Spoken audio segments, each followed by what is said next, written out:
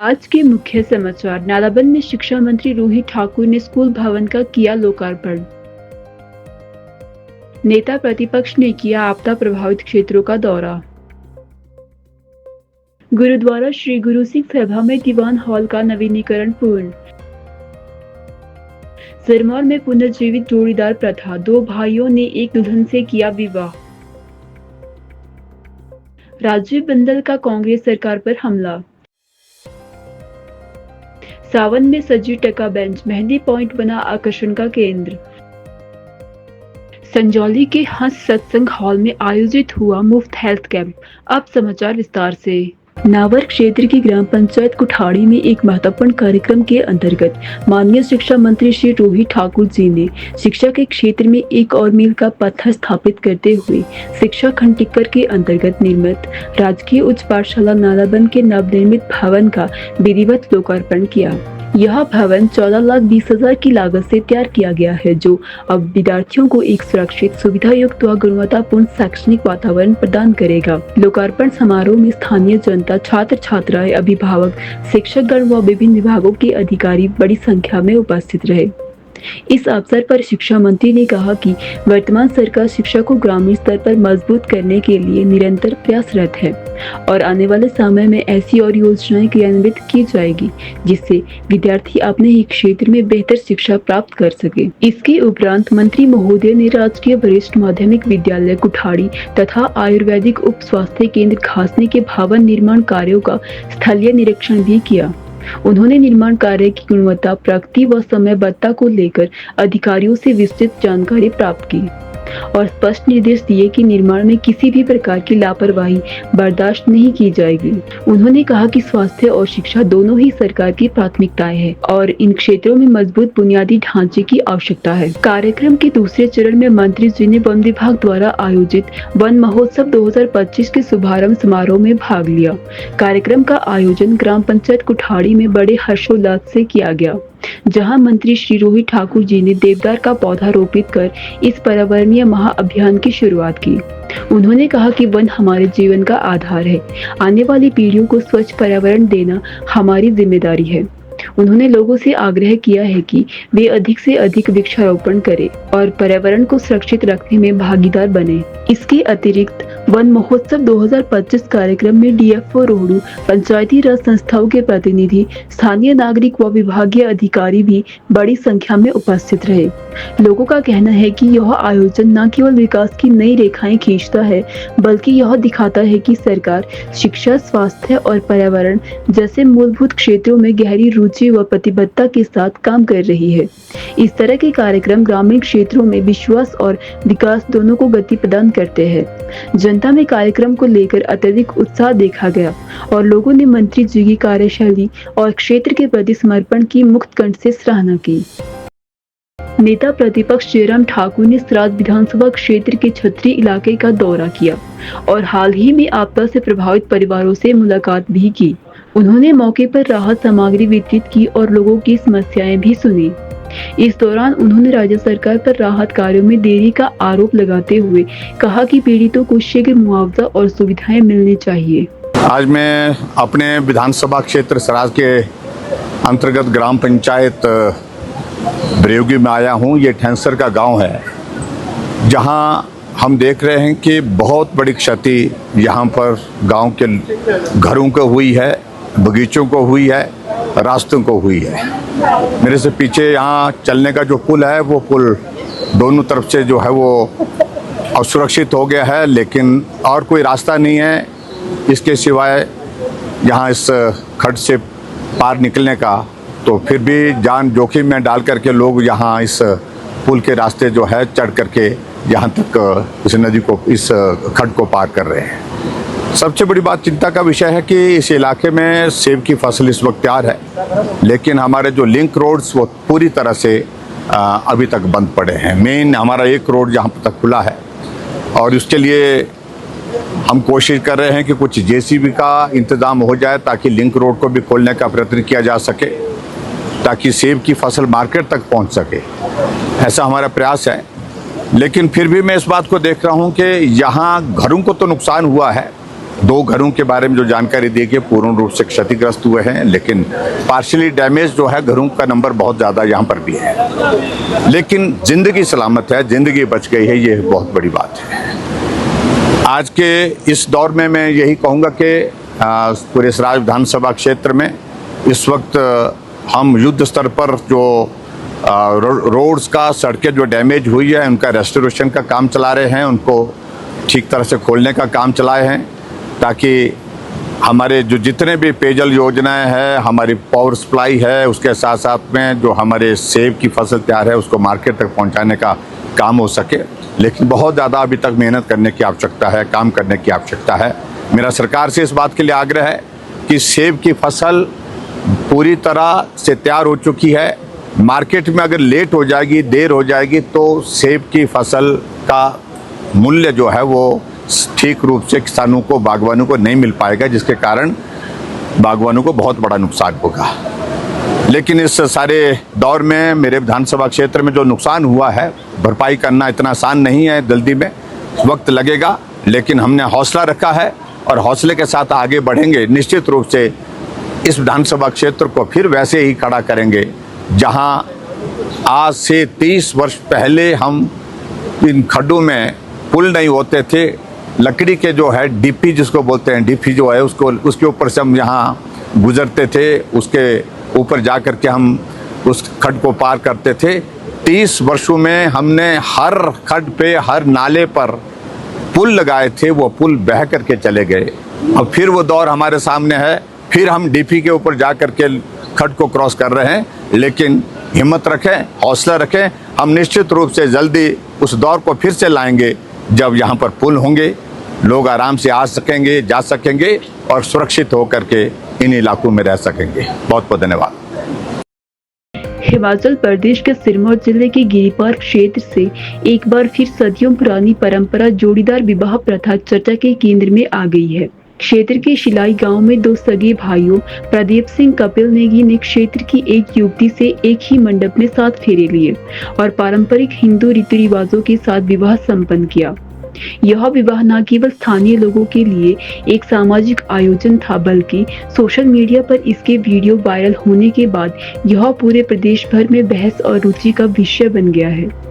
यह विवाह उस प्राचीन बहुपति प्रथा का हिस्सा है जो हिमाचल के कुछ सीमांत क्षेत्रों जैसे सिरमौर का हाटी क्षेत्र, किन्नौर जिला और उत्तराखंड के जौनसार बाबर में ऐतिहासिक रूप से प्रचलित रही है। केंद्रीय हाटी समिति गिरिपार क्षेत्र के महासचिव कुंदन सिंह शास्त्री ने बताया कि यह परंपरा महाभारत काल की पांडव संस्कृति से प्रेरित है, जिसमें 5 पांडवों ने एक ही स्त्री द्रौपदी से विवाह किया था। हाटी समुदाय इस संस्कृति को साझा जीवन, सामूहिक जिम्मेदारी और विश्वास का प्रतीक मानता है। शादी करने वाले दोनों भाइयों ने स्पष्ट किया कि यह निर्णय पूरी तरह पारस्परिक सहमति से लिया गया है। उन्होंने युवती से बातचीत कर उनकी स्वीकृति प्राप्त की। दुल्हन ने भी सार्वजनिक रूप से बताया कि यह मेरा अपना निर्णय था, इस विवाह में मेरी इच्छा और सहमति पूरी तरह शामिल रही, किसी प्रकार का दबाव नहीं था। शादी समारोह में सैकड़ों की संख्या में स्थानीय, ग्रामीण, रिश्तेदार और समुदाय के सदस्य उपस्थित रहे। 3 दिन तक चले समारोह में पारंपरिक हाटी व्यंजन परोसे गए, लोकगीत, नृत्य आयोजित हुए और पुरानी परंपराओं को जीवंत किया गया। हालांकि भारत में बहुपति विवाह को वैधानिक मान्यता नहीं है, लेकिन संविधान की धारा 29 के तहत पारंपरिक सांस्कृतिक प्रथाओं को संरक्षण प्राप्त है। जब तक विवाह सभी पक्षों की सहमति से हो और उसमें किसी प्रकार का उत्पीड़न या अपराध शामिल न हो, तब तक ऐसे विवाहों को सामाजिक स्वीकृति प्राप्त रहती है। शिलाई में हुए यह जोड़ीदार शादी हिमाचल की सांस्कृतिक विविधता और सामाजिक धरोहर को दर्शाती है।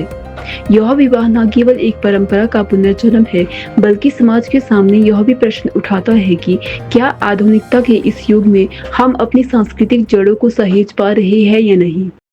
शिमला के पुराना बस स्टैंड स्थित गुरुद्वारा श्री गुरु सिंह सभा में आज का दिन श्रद्धा, सेवा और आध्यात्मिक उल्लास से परिपूर्ण रहा।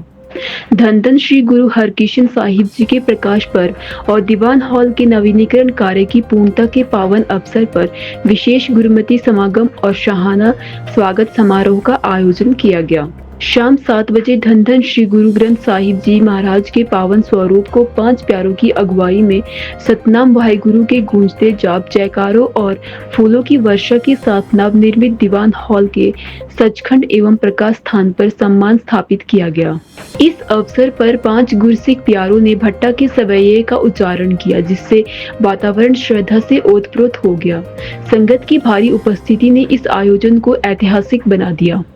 गुरुद्वारा समिति द्वारा किए गए नवीनीकरण कार्य की सराहना संगतों द्वारा की गई। यह समागम श्रद्धालुओं के लिए गुरबाणी सेवा और संगत की एकता का प्रतीक बनकर उभरा। ये 1980 में यहाँ पे हम ऊपर शिफ्ट किया था। सबसे पहले नीचे ही होता था, जहाँ पे आज जोड़ा खाना पड़ा ना जी, वहाँ होता था इसका प्रकाश, गुरु महाराज जी का प्रकाश वहाँ होता था। अब 1980 में यहाँ पर शुरू किया था। उसके 45 साल के बाद हमने ये दोबारा रेनोवेट करके यहाँ पे शुरू किया। बहुत 45 साल बहुत होते हैं। कोई इलेक्ट्रिशियन ख़राब हो गई थी, कोई इसमें म्यूजिकल का सिस्टम खराब हो गया था। मतलब संगत की मेहर से हुआ है, या हमारा कुछ भी नहीं है। कुछ महाराज की मेहर हुई है, उनकी वजह से हुआ है, हमारा इसमें कुछ नहीं है। जो सुखासन साहब नया बनाया है, सुखासन साहब नया बनाया है, जो गुरु महाराज का सुखासन साहब करेंगे।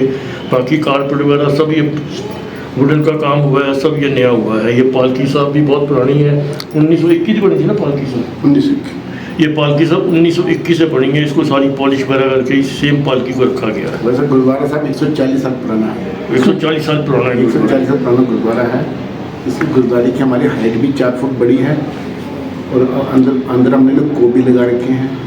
लाइटिंग सारा सिस्टम इंटरली हीटेड बना रखे हैं। सर्दी में बहुत ठंड होती है, इस वजह से ये टीम वर्क है प्लस संगत के सहयोग बिना कुछ नहीं हो सकता। संगत का भी इसमें बहुत बड़ा इसमें योगदान है। टीम वर्क भी है, और एक दूसरे से हमको जैसे जैसे कोई हमको सहयोग देता है, हम उनकी बात मानते रहे। एक आदमी को इसमें गुरमुखी जो हमारी लिपि है ना कि जो इसको हम तुक बोलते हैं। ये जितने भी तुक हैं ये कुदरत से रिलेटेड हैं, सारी दुनिया से रिलेटेड है कि भी हमें एक जो ह्यूमैनिटी के लिए, मानव के लिए क्या करना है, उससे रिलेटेड है। कोई किसी एक खास फिरके के लिए नहीं है। आपको एक छोटी सी बताऊँ, जैसे ना एक देखो ये लिखा है कि शब्द स्रोत का सत्संग मिलो वह मतलब, इसका मतलब है कि ये तुक है कि जो शब्द है ना, जो परमात्मा की जो वाणी है, उसको तुम अंदर अपने बसाओ और संगत में बिछाओ, और एक दूसरे से आप बैर मत करो। अब हमारे जो अकाल तख्त जथेदार जो हमारी सुप्रीम पावर है, वो भी आ रहे हैं ओपनिंग में। जो हमारी राजनीतिक बॉडी है, पॉलिटिकल बॉडी है, श्रोमणी गुरुद्वारा प्रबंधक कमेटी, उसके प्रधान एडवोकेट हरजिंदर सिंह धामी भी आ रहे हैं। दरबार साहब जो है हमारा केंद्रीय स्थान है सिखों का, उसके ग्रंथी आ रहे हैं। हेड ग्रंथी ज्ञानी बलजीत सिंह भी आ रहे हैं, और दरबार साहब के रागी जथा भाई सुरेंद्र सिंह भी आ रहे हैं, जो आज शायद रात का कीर्तन करेंगे। भाजपा प्रदेश अध्यक्ष डॉक्टर राजीव बिंदल ने आज एक प्रेस कॉन्फ्रेंस में कांग्रेस सरकार पर तीखा हमला बोला। उन्होंने कहा कि कांग्रेस सरकार सिर्फ घोषणाएं करने वाली घोषणा सरकार बनकर रह गई है। बिंदल ने आरोप लगाया कि राज्य में रोजगार के सभी साधन खत्म कर दिए गए हैं और आपदा के चलते बंद पड़ी सड़कों को 20 दिन बीतने के बाद भी नहीं खोला गया है। उन्होंने कहा कि लोग अब निजी जेसीबी लगाकर सड़कों को खोलने का प्रयास कर रहे हैं, जबकि यह सरकार की जिम्मेदारी थी। मुख्यमंत्री द्वारा प्रत्येक परिवार को जमीन देने की घोषणा को लेकर भी बिंदल ने सवाल उठाए और कहा कि आज तक लोगों को जमीन नहीं दी गई है। उन्होंने सरकार से जनता से किए वादे तुरंत पूरे करने की मांग की। वर्तमान मुख्यमंत्री श्री सुखविंदर सिंह सुक्खू जी ने, उप मुख्यमंत्री, मंत्रीगण और इनके सभी नेताओं ने, यहाँ तक कि इनके राष्ट्रीय नेता, उन्होंने गली गली कूचे कूचे जा करके बड़ी घोषणाएं की। और जब आज खबर आई तो फिर मैं श्रीमती प्रियंका जी का वीडियो सुन रहा था, और उन्होंने कहा कि 63,000 पद सरकारी नौकरी के खाली हैं और हम 37,000 पद और सृजित करेंगे और पहली कैबिनेट में 1 लाख सरकारी नौकरी देंगे। उन्होंने कहा। उसके बाद इनके प्रभारी राजीव शुक्ला जी, उन्होंने कहा और उसको खूब जोर से कहा कि न हम पहली कैबिनेट में देंगे। उसको फिर वर्तमान मुख्यमंत्री जी ने उसको डिटो किया और वर्तमान उप मुख्यमंत्री जी ने तो उसके ऊपर और पान चढ़ाई। 58 साल की नौकरी, पक्की नौकरी, पेंशन वाली नौकरी, आउटसोर्स नहीं लगेगा, कॉन्ट्रैक्चुअल नहीं लगेगा। और वो सरकार जब सत्ता में आ गई, और सत्ता में आए भी 3 साल होने वाले हैं, 3 साल तक एक भी नौकरी, पक्की नौकरी, 58 साल की नौकरी नहीं दी। और अब एक नया ऑर्डर जारी किया है, नया कीर्तिमान स्थापित किया है इस सरकार ने। और वो कीर्तिमान है, नए नए शब्द ढूंढ करके लाते हैं। अब नौकरी कैसे लगेगी? वो ना आउटसोर्स होगी, ना कॉन्ट्रैक्चुअल होगी, और वो ट्रेनी होगी। और अब एक नया फार्मूला लेकर के, और मैं आज आपके माध्यम से हिमाचल प्रदेश की जनता को कहना चाहता हूं कि 3 साल पर यह नया फार्मूला आया है, चौथे साल में एक और फार्मूला आएगा, और 5वें साल में जब चुनाव आएगा फिर एक बहुत बड़ा धोखा उसको लेकर के आएंगे। 5 साल के अंदर हिमाचल प्रदेश के बेरोजगार को कुछ नसीब नहीं होगा। ये स्थिति इन्होंने खड़ी कर दी है। सावन के पावन अवसर पर शिमला के टका बेंच स्थित मेहंदी पॉइंट पर आज खासा उत्साह देखने को मिला। लोकल महिलाओं, लड़कियों और देश विदेश से आए सैलानियों ने इस मौके को खास बनाने के लिए मेहंदी लगवाने में बढ़ चढ़ कर भाग लिया। यह स्थान अब सावन स्पेशल मेहंदी सेंटर के रूप में प्रसिद्ध हो चुका है, जहां हर प्रकार की मेहंदी, अरबी, इंडियन, फ्यूजन और ब्राइडल डिजाइन उपलब्ध है। मेहंदी कलाकारों ने बताया कि यदि आप कोई विशेष डिजाइन ऑनलाइन देखकर दिखाते हैं तो वह भी हूबहू तैयार की जाती है, चाहे आप हाथों के आगे हिस्से में मेहंदी लगवाना चाहे या पीछे, या फिर कोहनियों तक डिजाइन बनवाना हो। हर प्रकार की सुविधा यहाँ उपलब्ध है। सावन में मेहंदी लगाना जहां एक परंपरा और शुभ संकेत माना जाता है, वहीं आजकल यह एक फैशन ट्रेंड भी बन चुका है। इस मौसम की रौनक और हरियाली के बीच हरे रंग की मेहंदी की महक लोगों को उत्साहित कर रही है। अभी तक तो मेन तो मैम बारिश की वजह से लोग काफ़ी आ नहीं रहे हैं, और जो आ रहे हैं वो इतना ज़्यादा, जैसे मौसम ख़राब हो जाता है तो वेट नहीं कर रहे हैं। धीरे धीरे सब काफ़ी लोग आ रहे हैं लगा, जैसे जैसे सावन बढ़ रहा है वैसे वैसे काफ़ी लोग आ रहे हैं। जो कुछ तो खुद फ़ोन में लेके आते हैं, कुछ को हम खुद अपनी तरफ से लगाते हैं। जी, जैसा कोई डिज़ाइन बोलता है वैसा लगा देते हैं। कम से कम मैम 100 भी है, 150 भी है, 200 भी है, डिपेंड करता है किसने कैसी लगानी है। आगे पूरा भर के पीछे बेल 150 का रहता है जी। अगर दोनों साइड जैसे अरेबियन कोई बेल लगाता है तो 100 का रहता है। ठीक है, फिर मैम वो डिपेंड करता है कि किसी ने मिडिल से लगानी है कि एल्बो से लगानी है, तो उसके अकॉर्डिंग चार्ज रहेगा। उत्थान सेवा समिति द्वारा जनसेवा के उद्देश्य से हंस सत्संग हॉल संजौली में एक मुफ्त स्वास्थ्य जांच शिविर का आयोजन किया गया।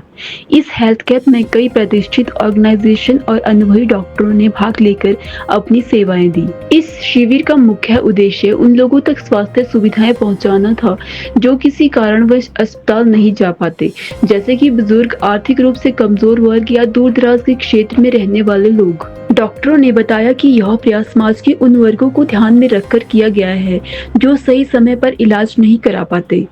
इस शिविर में आए मरीजों ने डॉक्टर से खुलकर चर्चा की और इलाज की दिशा में मार्गदर्शन प्राप्त किया। उत्थान सेवा समिति ने बताया कि यह शिविर केवल एक शुरुआत है और भविष्य में इस प्रकार की निःशुल्क चिकित्सा शिविरों का आयोजन किया जाता रहेगा। ट्रस्ट ये अभी न्यूली फॉर्म्ड एनजीओ है। ये 10 अप्रैल इसी साल 2025 को रजिस्टर हुआ था, और इसमें मेरे साथ 60 ट्रस्टी और है, जिनके नाम क्रमशः है यहाँ पे अनीता चौहान जी है, और मंजू सूद जी है, 3-4 हमारे मेंबर्स नहीं है अभी तक।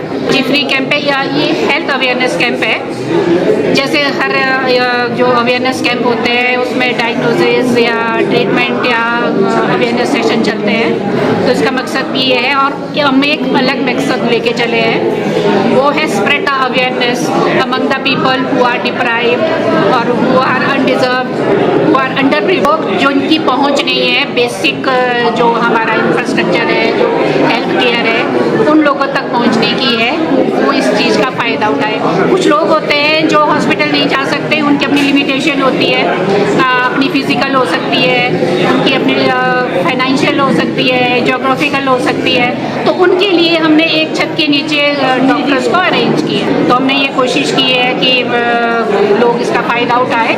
लोग भी आ रहे हैं। अभी तक का कैसा जो है रिस्पॉन्स रहा इसका? बहुत अच्छा है। खासकर सीनियर सिटीजन बहुत आ रहे हैं, जो हमारा मकसद था।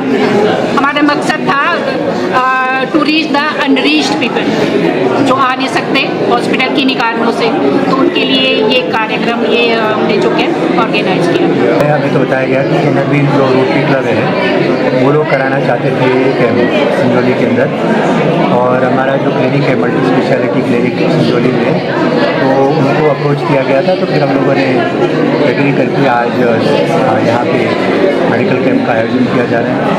और यहाँ हमारे साथ अपने हॉस्पिटल से ऑर्थोपेडिक सर्जन है डॉक्टर सांगवी है, और ENT और प्लास्टिक सर्जन डॉक्टर सुमेश है, और डॉक्टर विनोद है यूरोलॉजी वाले, फिजियोथेरापिस्ट है, और IMC से भी मेडिसिन डिपार्टमेंट से लोग आए हैं। और यहाँ संजौली में प्राइवेट हॉस्पिटल में डॉक्टर अरविंद सूद जो पीडियाट्रिशियन है वो भी इसमें कैंप में आए हुए हैं। तो हम देख रहे हैं सुबह से काफ़ी सारे तादाद में मरीज़ आए हैं, और ज़्यादातर हमने मरीज़ देखे हैं कि उनका वेट ज़्यादा है, और इसी के चलते कहीं उनके ब्लड प्रेशर भी है, शुगर भी है, सर्वाइकल की प्रॉब्लम है, और घुटनों में दर्द जो बुढ़ापे के जो लोग जिनका वेट ज़्यादा रहता है उन लोगों में रहता है, वो इस तरह की प्रॉब्लम काफ़ी कॉमन है। तो यहाँ पे हमने डेक्सा स्कैन के माध्यम से ये बोन डेंसिटी करके टेस्ट वो भी किया है हमने। तो यहाँ देखा है कि हमने कई सारे लोगों की जो बोन की डेंसिटी है वो काफ़ी कम है। तो जनरली हम ये देख रहे हैं कि जिनका एज ज़्यादा है, जिनका वेट ज़्यादा है, जिनको डायबिटीज़ है, उनके अंदर बोन डेंसिटी की जो प्रॉब्लम है ज़्यादा कॉमन है।